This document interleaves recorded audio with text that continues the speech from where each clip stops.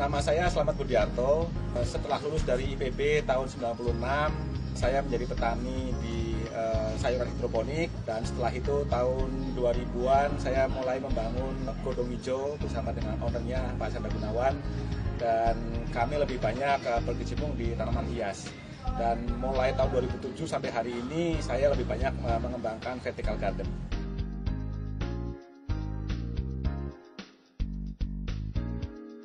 Awalnya memang di Indonesia mulai ada perkembangan yang bagus di tanaman hias semenjak adanya euforia tanaman-tanaman hias yang mahal seperti aglonema dan kemudian juga anthurium di tahun 2007. Banyaknya orang-orang yang kemudian menyenangi tanaman hias membawa kemudian kepada pencarian fungsi yang sebenarnya dari sebuah tanaman, bukan hanya untuk sebuah hiasan saja, tapi juga fungsi sebagai ruang terbuka hijau.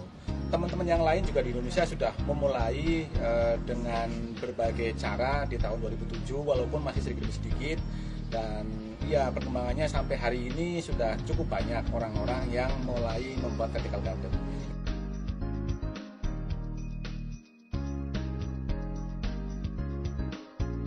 Banyak cara untuk membuat vertical garden. Yang paling sederhana adalah pot yang disusun secara vertikal. Jadi pot seperti biasa, pot yang dari plastik misalnya, itu disusun-susun secara vertikal, kemudian ada tanamannya, bisa menjadi vertical garden.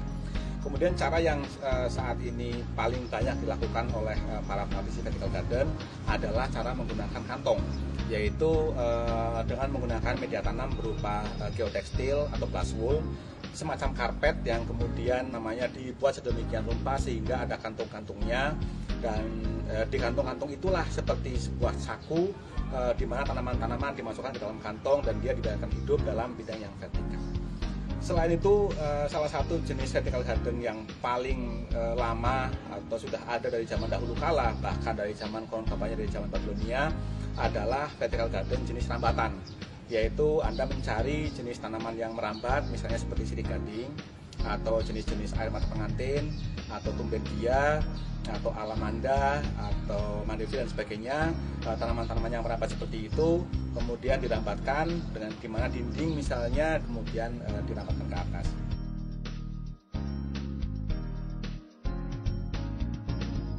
Ketika kita akan membuat vertical garden, pertama kita perlu tahu dulu bidang belakangnya berupa apa. Apabila bidang belakangnya berupa tembok, maka nantinya kita perlu membuat frame, di mana frame itu kita akan tempelkan di tembok. Tetapi kalau misalnya di belakangnya tidak ada apa-apa, tidak ada bangunan atau apapun, maka itu namanya freestanding. Kita perlu membuat struktur yang kuat untuk menjadi latar belakang. Nah, setelah dari frame, kemudian di depannya kita perlu menempatkan suatu media tanam. Sebelum media tanam, kita perlu meletakkan lebih dahulu suatu bahan yang membatasi antara bagian belakang dengan media tanam. Setelah itu di depannya ada media tanam. Setelah media tanam, kemudian di depannya ada tanaman-tanaman. Berbagai macam vertical garden ini yang paling penting adalah bagaimana cara mengairi yang efisien. Oleh karena itu perlu dicari cara pengairan yang paling efisien sehingga Anda bisa memiliki vertical garden bukan hanya untuk satu waktu tetapi bisa dalam jangka yang sangat lama.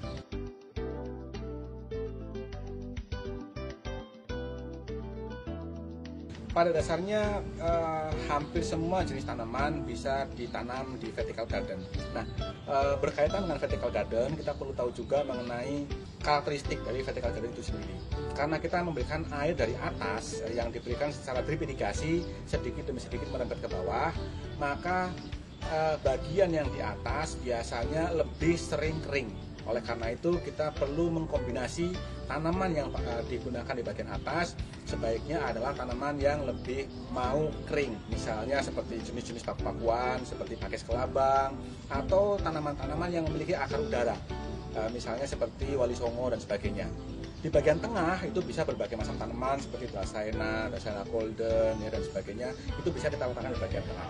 Di bagian yang paling bawah kita perlu meletakkan tanaman-tanaman yang secara umum dia beradaptasi di lingkungan yang lembab atau mau di tempat basah, misalnya seperti Philodendron burlema. Itu tanaman-tanaman yang lain juga bisa digunakan. Yang penting harus mengacu kepada sifat atau karakter dari vertical garden itu sendiri.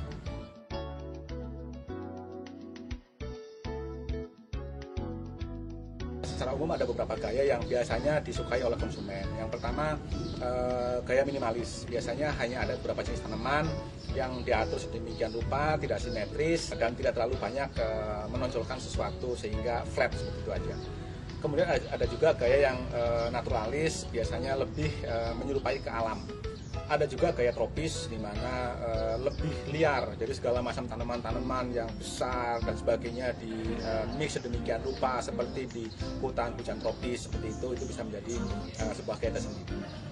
Ada juga gaya monoton, misalnya hanya satu jenis tanaman saja. Karena vertical garden sebagian besar kemudian menggunakan jenis-jenis irigasi tetes atau drip, maka perlu juga adanya perawatan-perawatan untuk alat-alat irigasinya. Misalnya nozzle perlu 1 tahun sekali dicek, kemudian filter air perlu sering dicek. Selain itu juga kita tetap perlu memberikan pupuk, apalagi vertical garden biasanya tidak menggunakan tanah, sehingga pupuk yang dapat digunakan oleh tanaman benar-benar hanya berasal dari yang kita berikan saja. Kalau kita malas memberikan, maka tanamannya akan kekurangan nutrisi sehingga akan kurus. Dan selain itu, mungkin pengendalian hama dan penyakit ada walaupun sangat minim. Apalagi biasanya vertical garden ini ditempatkan di dalam rumah, di komplek mewah, atau tidak langsung berhubungan dengan kebun, sehingga tidak banyak infeksi hama, kupu-kupu, ngengat dan sebagainya dari luar. Dengan tidak adanya infeksi dari luar ini, maka otomatis tidak banyak hama penyakit yang ada. Namun demikian, apabila ada hama penyakit, kita juga perlu lakukan pengendalian, dan biasanya bisa menggunakan jenis-jenis pengendalian kimia, menggunakan insektisida, pestisida dan sebagainya, walaupun mungkin hanya untuk waktu 6 bulan sekali atau 1 tahun sekali. Dapatkan buku Inspirasi Desain dan Cara Membuat Vertical Garden terbitan Agromedia di toko buku terdekat.